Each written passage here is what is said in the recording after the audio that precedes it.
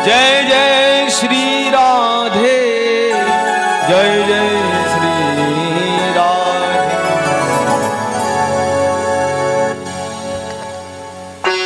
सज्जनों, सुखदेव जी ने कहा, देवताओं तुमने इस कथा की तुलना कर दी, मोल कर दिया। और सुनो, क्वा क्वाचा क्वा मणिर महान, कहां कांच और कहां मणि।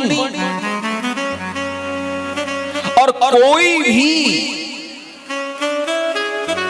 कोई भी बुद्धिमान आदमी कांच के बदले में मणि नहीं देगा।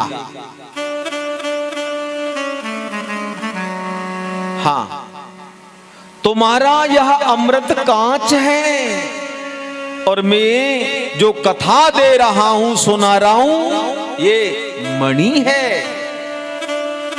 और मैं कांच के बदले मणि नहीं दे सकता। सुनो भैया, अमृत से क्या लाभ होता है? यही होता है कि लंबा जीवन हो जाता है। हाल ही मरे नाए, अमृत पी लें तो अमर है जामे। प्यार से बोलो राधे राधे, है ना? हाँ, अधिक लंबा जीना क्या अच्छी बात है? बताओ। अमृत आदमी पी ले, वह अमर हो जाए, लंबा जीवन जिए तो कौन सा लाभ हो गया?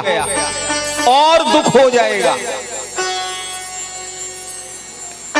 हाँ, अमृत केवल शरीर को अमर करता है। मन की व्याधि, मन के क्लेश या संसार कष्ट से मुक्ति नहीं दिलाता। मन के तापों से मुक्ति नहीं दिलाता। अमृत से केवल शरीर अमर हो जाता है। और बहुत लंबे समय तक आदमी जिए, ये ज्यादा अच्छी बात नहीं है। नहीं तो आंखों के सामने देखेगा नाती का नाती, पोते का पोता मर के जा रहा है और मैं जिंदा हूं, क्योंकि अमर हो जाएगा ना अमृत पीकर, है ना? अब पोते का पोता उसके आंखों आगे जाएगा तो कितना दुख होगा। तो इस दुनिया में बहुत लंबे समय तक जीना ज्यादा अच्छा नहीं।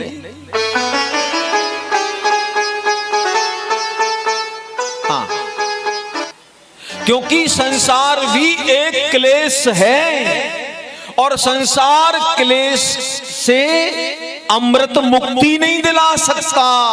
वह जीवन अमर कर सकता है, पर जीवन की जो व्याधि है, व्यथा है, वो तो लगी रहेगी। तो ऐसे अमृत से ज्यादा लंबा जीने से फायदा क्या होगा? हाँ, प्यार से बोलो राधे राधे। सुखदेव स्वामी कहते हैं, देवताओं तुम्हारे अमृत से शरीर अमर होगा, संसार क्लेश नहीं मिटेगा, संसार व्याधि से जीव को मुक्ति नहीं मिलेगी। और मैं जो कथा सुनाने जा रहा हूं, यह जीवात्मा को परमात्मा से मिला देती है, सदा के लिए मुक्त कर देती है और दुखदाई प्रपंच भरे इस संसार में जीव जन्म नहीं लेता। ये अंतर है मेरी कथा में, तुम्हारे अमृत में। हरि कथा मोह को भगाकर जो समस्त क्लेशों की जड़ है मोह, समस्त दुखों की जड़ है मोह, उसे मिटाकर भगवान से मिला देती है हरि कथा। हाँ, और ये अमृत केवल शरीर को अमर करेगा।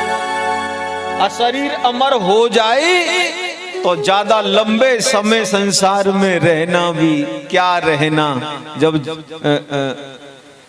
क्लेश मन में लगे रहे। देवताओं, तुमने अमृत के बदले कथा मांगी, इसलिए मैं तुम्हें कथा नहीं सुनाऊंगा, क्योंकि ये भाव का विषय है, श्रद्धा का विषय है।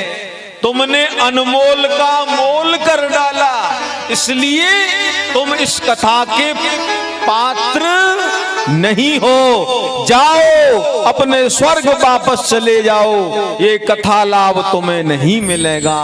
सुखदेव जी ने सीधा मना कर दिया और गंगा तट से स्वर्ग के देवता लेके अमृत के कलश को वापस लौटा दिए और देवता निराश होकर चले गए। सूत जी महाराज कहते हैं, सौनक ऋषियों, मैं वहां बैठा था, पूज्य सुखदेव स्वामी से राजा परीक्षित के साथ बैठकर मैंने कथा सुनी। तो जो कथा मैं तुम्हें सुनाने जा रहा हूं, यह देवताओं को भी दुर्लभ है। और सुनो, राजा परीक्षित का जब कल्याण हो गया 7वें दिन, राजा परीक्षित भगवत धाम जा रहे थे 7वें दिन,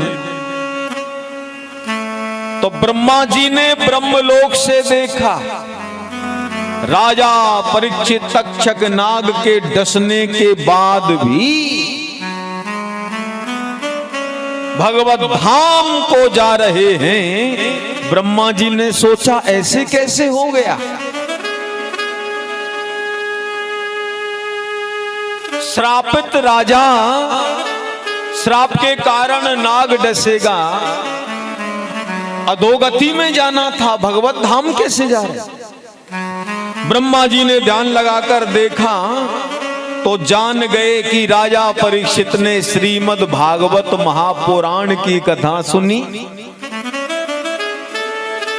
और भागवत कथा के प्रभाव से भगवत धाम जा रहे। ब्रह्मा जी ने सोचा केवल श्रवण मात्र से कैसे मुक्ति मिल गई। हाँ,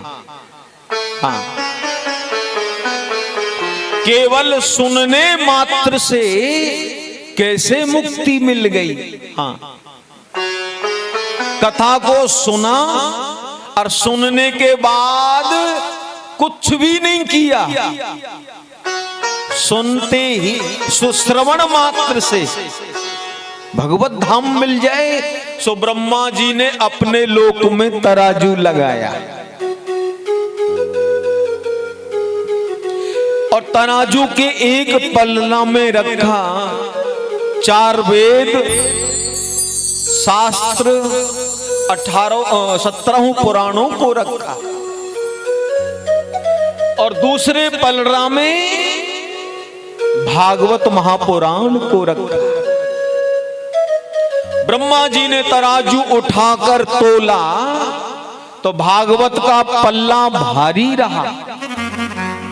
4 वेद, 6 शास्त्र, 17 पुराण जिस पल्ले में थे वो हल्का होकर ऊपर उठ गया और भागवत का पल्ला नीचे ही टिका रहा।